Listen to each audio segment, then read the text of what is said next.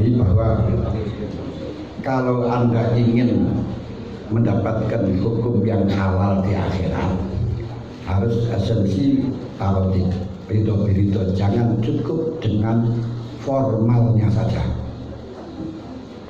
Jadi jangan cukup dengan formal saja. Kalau dalam fikih formalnya sampai nunggu duduk di tempat cukur, tukang cukur, kemudian cukur mas, dicukur, gak wajib bayar formalnya. Tapi esensinya tetap haram, karena dia melakukan itu harapannya mendapatkan ujrah. Nah, ini. Nah, berarti kalau Anda ingin selamat, tidak ada tuntutan di dunia, harus ikuti formal. Nah, formal yang dalam hal ini, walaupun kitab yang kita kaji adalah kitab fikihnya Imam Syafi'i, tapi jangan kita katakan yang formalnya di Syafi'iyah, tapi formal yang cocok dengan undang-undang OJK, bukan undang-undang fikihnya Imam Syafi'i. Nah, cuma dalam OJK harus pakai referensi kitab salaf, kitab yang cocok dengan agama. Disinilah Kanjeng Nabi mengatakan ad-din wal muluk tawaman, bahwa agama dan pemerintahan itu bagaikan anak kembar. Ad-din al-muluk al-haris wad-din al-asas. Dasarnya harus pakai agama, tapi yang menjaga agama itu adalah pemerintah. Dari sini ketika pemerintah tidak sesuai dengan akidahnya rakyat, sebagaimana di Indonesia yang akidahnya beraneka ragam, lalu pemerintahnya berkaca dengan hukum Islam, akan menjadi karat-karit, akan menjadi geger, karena di dalam masalah Jumatan memang untuk sah dan tidaknya wilayahnya ulama, tapi untuk keamanan satu dengan yang lain ini wilayahnya pemerintah. Oleh karenanya ketika menggerakkan massa tetap harus urusannya dengan pemerintah. Tapi kalau di dalam sah dan tidaknya ini urusan ulama. Ini harus kita bedakan. Cuman dalam hal ini ya ulama dengan pemerintah harus duduk bersama. Nah, bahwa itu akan membahayakan apa tidak dan lain sebagainya. Karena memang di dalam masalah ini saya juga ikut membahas di PBNU tentang hukumnya Jumatan, melihat realita yang di Jakarta semacam itu. Kalau itu membahayakan memang tidak wajib Jumatan. Kenapa? Karena Jumat itu yang penting kalau ketika ada uzurnya jamaah sudah tidak berkewajiban untuk Jumatan. Yang pada waktu itu saya ditanya pada waktu pertemuan dengan pemerintah, uzurnya Jumat itu apa? Satu hanya sulit dikumpulkan. Pokok sulit dikumpulkan berarti menjadi uzur. Kalau tidak sulit berarti tidak uzur.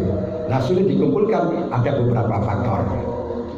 Ya, karena tempatnya terlalu agak muat, akhirnya perlu ada lagi karena terjadi konflik atau antar satu dengan yang lain, kalah, atau karena khawatir nyawa, khawatir harta. Nah, dalam hal ini mengkhawatirkan apa enggak? Saya nggak bisa. Kalau mengkhawatirkan boleh, tapi kalau nggak mengkhawatirkan tidak boleh. Nah, untuk yang menentukan mengkhawatirkan atau tidak tugasnya dokter, bukan tugas saya. Itu kan ya. Nah, ini yang urusannya ke sana. Itu sama halnya dengan merawat jenazah COVID dari sisi Kemenkes. Itu nggak usah dimandikan, langsung dibungkus dengan pakaiannya, terus ditayamkan di luar, terus langsung dikubur gitu saja. Itu bagaimana? Waktu rumusan saya, kalau memang itu membahayakan, ketika disentuh membahayakan, boleh kan? Tapi itu membahayakan ya bukan urusan saya. Nah, itu kan urusannya dokter. Kalau saya kan nggak mengerti ya itu membahayakan apa tidak. Walaupun saya dalam hati saya nggak begitu percaya dalam masalah itu. Tapi kita dalam masalah hukum tetap menghukumi dengan cara lahir, cara formal. Dan yang cocok dengan fikih ini bukan berarti harus kita amalkan. Kita harus bisa membedakan antara kajian ilmiah dengan amaliyah. Pada waktu tahun 9 berapa itu ya, kasus Haji Nemu itu rame-rame yang katanya mengandung babi. Memang seperti itu. Jadi ada baktu setan yang dimana baktu setan itu bahan pokok 9 ini. Di antaranya pankreas dari babi yang digunakan untuk mengeluarkan bakteri-bakteri. Yang diambil itu bukan pankreasnya tapi bakteri, jamur yang timbul dari situ. Dari hukum fikih tetap suci. Seperti jamur keletong itu juga suci. Nah, karena apa? Tawallada minhu, bukan apa itu namanya, bukan dari dia, bukan unsurnya, tapi tawallada. Seperti ada anjing kemudian mengeluarkan setnya itu suci. Setnya suci, kenapa? Binatang semuanya suci. Ini karena apa? Tawallada, bukan anjing jadi set, enggak, tapi keluar dari anjing, nggak masalah. Nah, tapi bagaimanapun tetap mengandung dalam sisi akal. Nah, terus apalagi terus dicampur dengan air yang banyak, tidak masalah. Tapi walaupun bagaimanapun, walaupun secara fikih itu suci, nah, saya tetap menghukumi halal dan suci. Tapi mulai itu keluarga saya tidak boleh pakai micin. Melarang. Saya menghalalkan dalam publik tetap secara kajian ilmiah. Tapi bagaimanapun ini ada unsur jangan gitu. Ini bahaya kan gitu aja. Ini seperti hanya air satu kolam dikencingin gak berubah. Itu tetap suci secara fikih. Tapi bagaimanapun ada kencingnya gitu loh. Nah, ini makanya kita bedakan antara kajian ilmiah dengan apa itu namanya fikih, dengan kajian ilmiah dengan amaliyah. Nah, kalau kita di dalam kajian fikih misalnya di warung, terus di situ juga menjual 02, menjual DD dan seterusnya, semuanya itu halal asalkan tidak tahu kalau gorengnya itu dicampur. Nah, tapi walaupun halal secara fikih, cuman saya tetap tidak mau. Bukti lagi, ketika saya kecelakaan tahun 2001, sampai hampir 1 tahun kaki saya dicangkok. 6 bulan nggak bisa jalan. Nah, di situ diperban. Dan ketika kencing itu nyiprat, karena harus di apa itu namanya di tempat tidur, semuanya di tempat tidur. Saya paham persis kajian fikihnya Hanafi. Air itu najis itu asalkan sudah hilang baunya, warnanya, rasanya, dengan dijemur dengan apa, suci. Saya paham itu. Tapi untuk amalnya saya nggak bisa. Karena saya semenjak kecil dididik, didoktrin oleh ayah saya untuk mengikuti Syafi'i, ini najis hukumiyah. Ini beda. Karena saya biasa dalam kajian ilmiah saya menghalalkan, tapi dalam amali saya nggak berani loh. Kalau mana nggak berani, tulisannya bukan masalah kajian ilmiah dengan halal haram, tulisannya hati nurani. Jadi harus lagi. Nah, ini karena fanatisme saya ini penting yang semacam ini. Nah, kemudian yang terakhir, yang ketiga, yang terakhir lalu selesai. Apa itu masalah warisan? Jadi orang yang mati sebelum hartanya diwaris dapat warisan apa enggak, kan gitu kan intinya. Dia tetap dapat warisan. Karena apa? Yang terpenting selama orang itu mati, sementing mati, ini hartanya sudah bukan miliknya mayit terlebih dahulu, mayit, tapi miliknya ahli waris. Sudah miliknya ahli waris, dikasih atau tidak dikasih sudah menjadi miliknya ahli waris. Dibagi tidak dibagi menjadi miliknya ahli waris. Dengan cara mati saja sudah pindah kepada ahli waris. Nah, terus dibaginya sampai 4 tahun, padahal ini sudah 2 tahun mati. Ya ini dapat warisan, hanya dia punya warisan lain apa tidak? Ini yang disebut di dalam bab munasakhot. Nah, di dalam masalah apa itu namanya faraid disebut munasakhot. Nah, kalau munasakhot, apakah ahli warisnya anak yang mati setelah 2 tahun ini sama dengan ahli waris yang pertama apa enggak? Bagiannya sama apa enggak? Kalau sama, kita gugurkan, kita kembalikan kepada seperti tidak ada. Tapi kalau tidak sama, ya harus kita bagi warisan pertama, terus warisan kedua. Itu bab munasakhot di dalam masalah ahli waris. Itu sudah ada, misal belum paham munasakhot, belum pernah ada. Dalam faraid, dalam kita pakai dalam faraid itu ada bab munasakhot itu. Jadi harta belum diwaris, yang ahli warisnya mati, itu biasanya terjadi pada warisan yang beruntut. Kecelakaan, biasanya setelahnya mati, terus selang 1 jam mati, setelah 1 jam mati. Ini tetap yang 1 jam belum dapat warisan, dapat warisan. Karena mungkin yang kedua ini punya ahli waris lain daripada yang pertama. Nah, itu munasakhot. Nah, kalau munasakhot yaitu tadi kalau memang yang ahli warisnya yang kedua dengan yang pertama itu sama, bagiannya sama, sudah nggak usah direken. Kalau tidak sama, kita bagi warisan yang pertama, kemudian bagiannya yang kedua kita bagi dengan warisan yang ahli waris yang kedua, lalu kita bagikan dengan yang pertama, melihat apakah itu bilangan mubayanah, apa bilangan muafakoh. Hanya dua bilangannya, mubayanah dan muafakoh. Ini kalau saya terangkan ya panjang masalah itu, tapi yang intinya munasabah bisa ngoten mawon pun bisa. Berarti bagaimana bisa mendapat warisan? Ngoten mawon. Nah, kalau di masyarakat bagaimana? Nggak ngerti itu, kadang-kadang ya tidak dikasih, itu tetap nggak bisa itu. Karena mungkin warisan yang kedua itu punya saudara lain, juga mungkin punya anak dan sebagainya. Makanya bukan anak itu menjadi pengganti, tapi mendapat warisannya orang bapaknya gitu tadinya. Berbeda dengan yang saya sebutkan tadi. Kalau saya sebutkan tadi itu belum diwaris dan matinya lebih dulu malahan daripada matinya ahli waris yang pertama. Ada orang mempunyai anak Zaid dan Umar. Misalnya A punya anak Zaid dan Umar. Zaid punya anak, Umar juga punya anak. Lalu hartanya Zaid ini kan belum mati, belum diwaris. Anaknya Zaid mati. Zaidnya mati, meninggalkan anak turun. Nah, lalu setelahnya mati, lama-lama A ini mati. Lah, hartanya A ini menurut mazhabnya Imam Syafi'i, anaknya Zaid tidak dapat mahjub, karena Ibnu Ibn mahjubun bi ibnin. Tapi irasional hal ini. Kenapa irasional? Ditinggal mati ayah itu sudah merupakan musibah, tidak ada kesengajaan. Sudah ketinggalan ayah yang katanya sekarang itu tulang punggung, kemudian sudah tidak mendapatkan warisan lagi. Ini samanya jatuh tertimpa tangga. Nah, makanya dalam hal ini ya kita jangan kolot di dalam masalah fikih Syafi'i semacam ini. Dalam fikih Hanafi tetap mendapatkan warisan tidak lebih dari sepertiga dan tidak lebih dari bagiannya ayahnya. Dengan dasar itu seperti tadi manhajnya ahli waris, aku masalah waris itu menasah daripada kewajiban wasiat, hanya yusikumullahu fi aradikum lidzakari mislu menasah pada waris, pada kewajiban waris kepada ahli waris. Kalau tidak ada ahli waris, tetap wasiat masih berlaku. Nah, di dalam hal ini kita tidak bisa minta hukum pada kiai. Kalau kiai nanti geger, kiainya yang satu Hanafiyah, yang satu mengikuti Syafi'iyah, geger terus.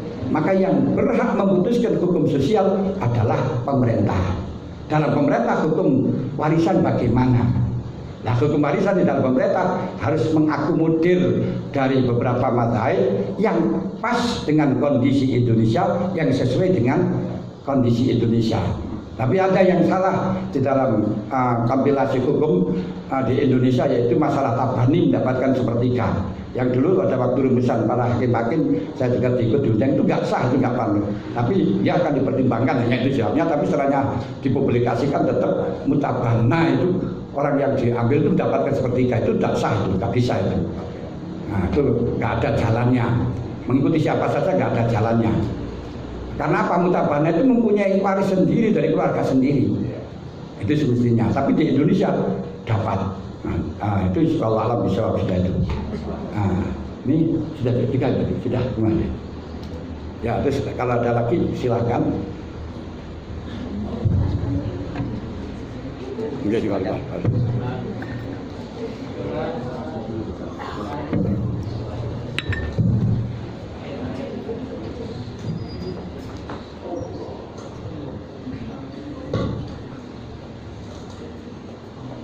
Maaf nih, tadi yang pertanyaan tentang ta'abudul abdi atau melakukan akad menurutkan itu bagaimana? Berarti kalau izin fi mauridin wahid nggak boleh, kalau fi mauridnya lain nggak masalah. Jadi misalnya mauridnya lain, aku ta'abud ini sudah disewakan terus dijual, itu nggak boleh. Tapi nanti kalau mauridnya itu sama, kemarinnya itu berbeda. Contoh maulid yang berbeda itu seperti apa itu namanya, orang yang mukhabarah menurut mazhab Syafi'i, karena mukhabarah itu yang melegalkan hanya mazhab Syafi'i, dari Hanafi tidak boleh akad mukhabarah karena mukhabarah itu mukhalifun lil qiyas. Sebab ujrahnya tidak maklum, dan mukhabarah itu terjadinya kepada orang Yahudi tanah Hubairah yang memang sudah diserahkan kepada orang Islam, sehingga tidak bisa dianalogikan dengan yang lain disebabkan masih berbau jizyah. Makanya nggak bisa. Tapi bagaimanapun Imam Syafi'i termasuk Imam Nawawi memperbolehkan. Nah itu nanti ketika mukhabarah atau musakoh pada tanah atau pada kurmanya, terus di bawahnya dengan diakati mukhabarah, itu boleh, karena memang mauridnya berbeda dalam ta'adudul akdi, itu diantaranya. Tapi kalau bijijin wahid tidak bisa, kenapa? Al-masghul la yusghal, orang yang sudah sibuk jangan dipersibukkan lagi gitu kan ya. Oke. Terus kadang-kadang di dalam ta'adudul akdi itu kita juga harus paham yang sering disalahpahami, seperti kalau ini kamu jual dengan kontan 1.000, kalau tidak kontan harus dengan hutang 2.000, itu tidak sah. Ini kalau memang langsung kita terima tidak sah, tapi kalau memang kita jelaskan saya terima dengan ansuran, dengan kredit 2.000, tidak masalah. Kenapa? Yang tidak bolehnya di dua akad dalam satu mabed ini dikarenakan majhul zaman, nggak jelas jual belinya yang mana. Kalau sudah jelas no problem. Jadi biasanya ini kalau saya jual dengan harga kontan 1.000, kalau dengan hutangan kredit 2.000, ya saya terima, nggak sah karena nggak jelas. Ya saya beli dengan kredit 2.000, no problem. Kadang-kadang kalau yang tujuh baik ini bibain wahid, hanya itu saja dipahami dengan cara tekstual, akhirnya nggak bisa lagi. Jangan tekstual, kenapa tidak bolehnya? Kenapa tidak bolehnya? Seperti Rasulullah baik antara kiruban, kita mengambil atau membeli barang dari orang yang baru dari hutan atau dari perkampungan yang belum tahu pasar, tidak boleh. Kenapa? Dia itu belum ngerti harga, belum ngerti barang. Makanya kita tidak boleh membeli dari orang yang tidak ngerti harga barang. Nah ini termasuk oleh karenanya orang yang tidak ngerti harga barang itu nanti di dalam hukum Islam ada istilahnya mahjur. Orang yang tidak boleh tasarruf. Dan orang tidak boleh tasarruf itu bukan orang goblok seperti Syekh Abdullah bin Salah Tasturi, Wali bin Abiyah itu dimahjur oleh pemerintah, gak boleh tasarruf. Kenapa? Gak ngerti harga barang. Barang dulu beli 200 sama 10 lempung, ya sekarang dibeli 200. Ya tidak masalah, kenapa? Gak pernah ngerti apa semali. Ini pemerintah gak boleh itu. Di antaranya. Nah, tapi itu gak ngerti dunia, tapi ngerti dalam masalah akhirat. Makanya aksarul ahli jannah al-balhum. Kebanyakan ahli surga itu orang yang bodoh di dalam urusan dunia. Jadi di antaranya kan semacam itu di antaranya. Ya ini. Paham dah ini? Ini penting. Ini hukum yang semacam ini kelihatannya sederhana, tapi di dalam masalah ini jarang orang yang mengetahui di dalam masalah ini. Yaitu untuk memadukan antara tekstual, kontekstual, dan hukum formal. Jadi hukum formal ini penting di dalam masalah hukum formal. Jadi jangan, oke ini kita fakirnya ini, malah kamu bawa ke bagaimanapun nggak payu di hadapan pemerintah. Makanya seperti di dalam gugatan cerai. Andai kata seorang suami atau seorang istri menggugat cerai, kemudian dengan saksi yang bohong, akhirnya dihukumi cerai oleh hakim. Ini sah menurut hakim, menurut hukum negara, hukum formal sah. Dan di dalam masalah ini, karena hukum hakim yang khilaf, di dalam masalah batin juga sah. Makanya saya selama di dalam hidup saya mempunyai kasus yang unik itu satu kali, yaitu didatangi orang rebutan bojo. Ya, masya Allah, ada orang rebutan bojo itu saya heran. Loh, kenapa kok bisa rebutan bojo? Datang rombongan misalnya rebutan bojo, ada orang laki-laki punya istri pergi ke luar negeri kerja. Nah, sing laki-laki kan ya masih meluduk ya biasa semacam itu. Setelahnya dia kerja sukses di sana, ada pasangan. Nah, sama-sama kerjanya sama kaya lah, sudah dapat modal di pengembangan. Setelahnya pulang, istri menggugat cerai pada hakim.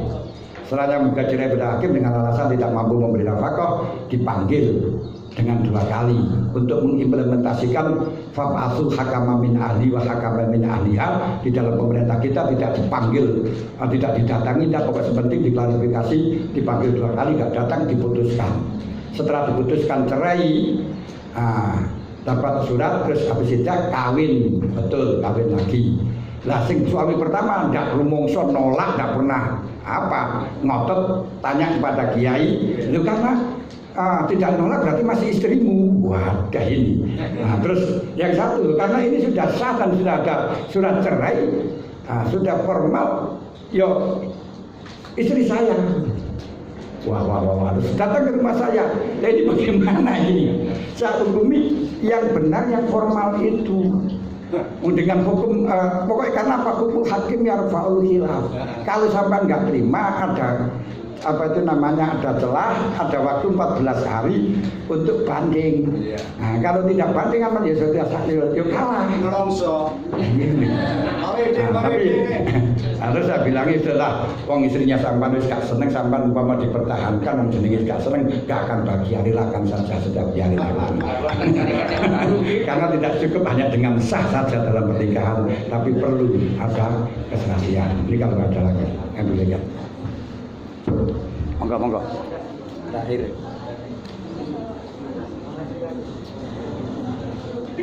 Assalamualaikum warahmatullahi wabarakatuh. Waalaikumsalam warahmatullahi wabarakatuh. Dan selalu yang kalau izin bertanya, kan dari kitab-kitab kuning, kitab-kitab terus itu kan kita bisa mengambil banyak hukum-hukum untuk kehidupan sehari-hari. Nah, dimana itu kan untuk membacanya atau memahaminya itu kan perlu ilmu seperti nahwu sorof atau mufradat-mufradatnya gitu kan perlu ilmu juga. Dan ilmu ini kan bisa kita ambil dari misalnya kita mondok gitu. Nah, bagaimana jika orang-orang yang nggak mondok tapi tahu kalau dari kitab-kitab itu kita bisa mengambil hukum, terus mereka memakai kitab-kitab terjemah. Yang saya tanyakan, kalau pengen tahu pendapat Yai seberapa aman gitu loh memakai kitab-kitab terjemah untuk mengambil hukum bagi yang tidak pernah mondok ini. Terima kasih. Wassalamualaikum warahmatullahi wabarakatuh.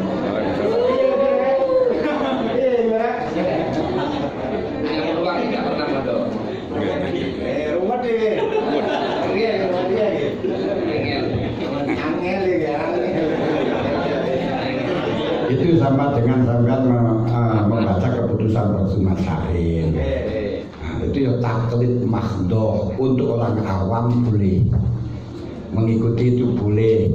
Tapi ya orang namanya awam itu yang penting. Taklid badal amal boleh karena al-amil amal zabalah. Orang awam itu tidak terikat dengan mazhab. Idza wafaqa amal ibadatul alim Abu Amr. Idza wafaqa ibadatul awam qaulal alim wa illam yuqallid sokha malam yatakid sikha kubut lanahu indal amal.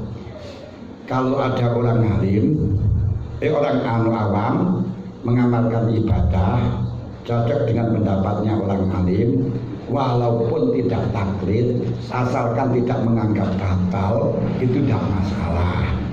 Dan ini hanya banyak sekali. Tapi itu ya taklid buta. Nah, di taklid buta hanya seperti itu ya, jangan menyalahkan yang lain dan jangan fatwa, jangan menjawab permasalahan yang lain. Pokoknya yang penting orang keterangan di kono boleh semacam itu. Dan itu kadang-kadang terjemahnya juga keliru. Nah, ini kita taklid kepada orang yang kalau kita banyak keliru ya keliru. Nah, hal itu apakah termasuk akan dituntut di akhirat bagi yang diikuti? Tidak ada kata tuntutan. Bab wala taziru waziratun wizra ukhra, dan orang itu tidak bisa menanggung dosanya orang lain. Dan ketika orang yang kau ikuti itu keliru, tidak akan bertanggung jawab dengan apa yang kau ikuti aku amalkan. Karena dawuhnya Allah, istabaru alladzina tubi'u minal ladzina taba'u lau anna lana karotan lana tabarra'u minkum kama yatabarra'u minna. Ketika orang-orang yang kau ikuti tidak tanggung jawab di akhirat atas apa yang kau ikuti, maka kau akan mengatakan, andai kata saya kembali di dunia, saya tidak akan ikut mereka. Nah, ini berarti tidak ada yang tanggung jawab. Oleh karenanya, di dalam mengikuti, walaupun banyak terjemahan, perlu Anda ketahui siapa yang terjemah, orang yang ahli atau tidak, keputusannya itu keputusan siapa, orang yang bisa dipertanggungjawabkan apa tidak. Dalam hal ini, untuk pengambilan hukum bagi orang yang ngerti harus dengan istihad. Sudah jelas, istihad kalau sudah mampu istihad, idza sadatal hakim fa asaba falahu ajran wa idza sadatal hakim fa aqta falahu ajrun wahid. Kalau orang yang sudah berkapasitas, kalau keliru mendapatkan pahala 1, kalau benar 2 pahala. Karena apa? Al-hukmu yadullu ala zatil mustahid wa ma dzanna hukman fa hukumullah. Hukum yang sesuai dengan dunia mustahid, yang sesuai dengan dunia mustahid itu adalah hukumnya Allah. Itu ketika kita mengikuti anak indah dzanni abdi bi. Tapi kalau kita mengikuti jasa hakim fa asaba falahu ajran wa jasa hakim fa aqta falahu ajrun wahid, tetap ada yang benar, ada yang salah. Cuman yang salah tetap mendapatkan pahala. Ini bagi orang yang mampu istihad. Kalau tidak mampu istihad, istihad sendiri al-hudud isnaku salah satun isnani binar wa waqidun fil jannah. Orang yang istihad, orang yang mengambil keputusan hukum, ini ada 3 macam, yang 2 dalam neraka, yang 1 dalam surga. Yang dalam neraka orang yang tidak ngerti, orang yang ngerti yang benar ini, tapi karena ada sesuatu hal akhirnya dihukumi dengan lain, berarti neraka. Kedua, orang yang gak ngerti caranya istihad, gak ngerti modalnya, gak ngerti peralatannya, istihad benar dan tidak, tetap neraka. Yang benar, yang surganya 1, mengetahui kebenaran, punya keahlian, punya kapasitas, dan jujur sesuai dengan ilmunya, berarti itu surga. Nah, dari situ berarti Anda untuk mengambil hukum sendiri silahkan kalau memang punya kapasitas. Kalau tidak, baru oleh Allah dikasih petunjuk, yaitu dengan ketika sudah saling-saling sama, diperintahkan untuk alaika bisawatil a'dzam. Jadi apabila di situ mengikuti kepada ulama, ya ikutilah kepada mereka yang sudah tahu. Ittabi'u, apa itu namanya, fas'alu ahla dzikri in kuntum la ta'lamun. Tanyalah kepada ahli zikir. Kenapa Allah Ta'ala kok mengatakan tanyalah kepada ahli zikir, bukan ahlul ilmi? Padahal maksudnya ada ahlul ilmi. Jangan sembarang orang yang punya ilmu kamu tanya, tapi harus ahli zikir. Sebab ahli zikir mesti ahli takwa, ahli takwa mesti ahlul ilmi. Karena orang yang hanya ilmu saja tidak ahli zikir tidak bisa sikoh ilmunya. Karena orang yang tidak ahli zikir, orang yang tidak ahli takwa gak kuat zikir. Kamu jelas, kamu jelas, orang yang tidak takwa jangan zikir, gak kuat. Berarti orang yang ahli zikir pasti ahli takwa. Oleh ahli takwa pasti ahli ilmi. Kenapa? Karena tidak mungkin melakukan perintah menjauhi cegah tanpa didasari dengan ilmu. Karena itu Allah mengatakan innama yakhsyallaha min ibadihil ulama. Itu termasuk ahli zikir. Nah, ketika ahli zikir berbeda pendapat, nah ini, nanti tanyalah kepada ahli zikir, orang yang betul-betul kapasitas dan orang yang ahli ibadah betul. Nah, kalau tidak, tidak bisa ahli zikir karena berbeda-beda, alaika bisawatil a'dzam. Ikutilah yang mayoritas. Yang mayoritas sekarang itu di dunia hanya Nahdlatul Ulama.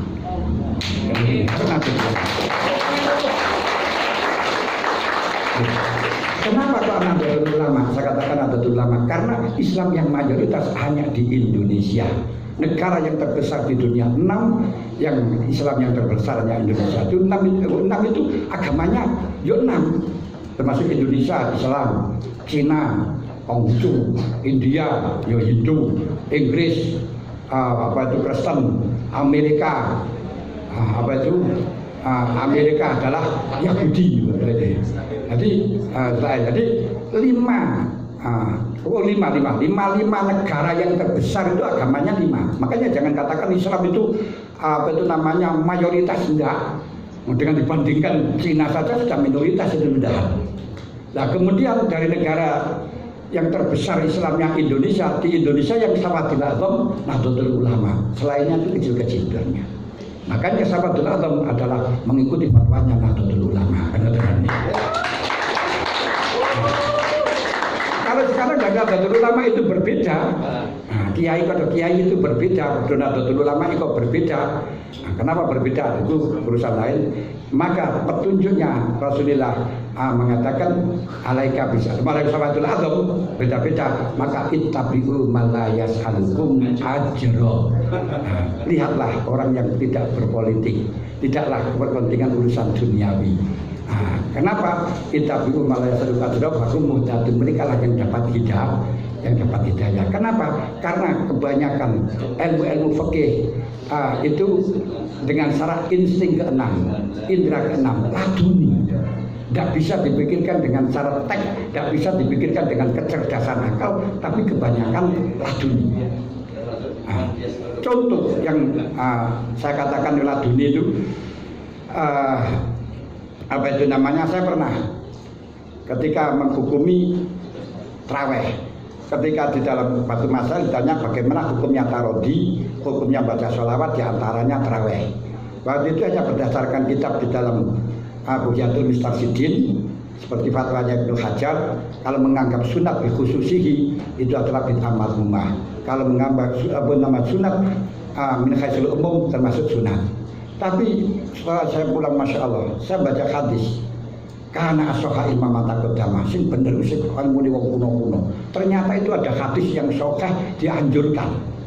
Nah gini kuno dalam hadis Bukhari dari Abu Hurairah, naha Rasulullah an wasfi sholat bisolah ila ayat takila uyatakala bikalamin akhor. Hadis itu sudah berkali-kali saya baca, tapi gak bisa mengarah ke sana. Tapi masya Allah ditunjukkan oleh Allah ini. Oh berarti ilmu itu kebanyakan laduni. Laduni itu tidak bisa dipelajari, tapi insting. Loh, kenapa? Nah ini saya pikir dalam sholat tarawih itu kalau sekarang 2 rakaat pindah, karat-karit. Kalau dipisah dengan pisah apa? Nyanyian ya dibid'ahkan. Makanya di situ bagaimana caranya? Ulama-ulama ada dipisah dengan doa, ada dipisah dengan menyebutkan nama Muhammad, karena menyebutkan nama Muhammad zikir kepada Allah, karena rafa'na laka dzikra. Tujuannya satu zikir, kedua memisah. Dapat 2 pahala. Kalau memang ngerti ilmunya, gak dapat ilmunya, gak ngerti ilmunya, bid'ah. Maka tadi sudah saya katakan, kasirul ilmi qalilul ingkar, qalilul ilmi kasirul ingkar. Jadi orang yang sedikit ilmunya banyak ingkarnya, tapi kalau banyak ilmunya gak gampang ingkar. Makanya orang NU tidak gampang ingkar karena tafsir ilmunya, kasirul ilminya. Ini diantaranya. Terus kalau itu sudah itibau marasalikum majrah, kalau Anda sudah ijtihad semacam itu ternyata masih keliru, la junaha alaikum fima akhtatum walakin ma ta'ammadat qulubukum. Dengan catatan keliru yang dimaafkan, tidak gegabah. Anda betul-betul teliti di dalam memilih. Kalau gegabah tetap akan ditindak oleh Allah. Seperti halnya langsung pada buku langsung dibaca, nggak tahu ini siapa, pendapatnya siapa, langsung agak ikuti, akan dimintai bertanggungjawabkan oleh Allah, karena faman itu ghairu baghin wala adin wala isma alaih. Orang yang tidak isma alaih kalau tidak baghin, tidak adin, tidak melampaui batas. Kalau melampaui batas akan dimintai pertanggungjawaban. Ini diantaranya. Nah, saya kembali ke itu.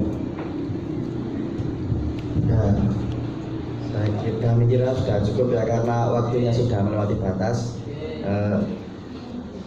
Alhamdulillah kita sudah mendapatkan banyak ilmu ya.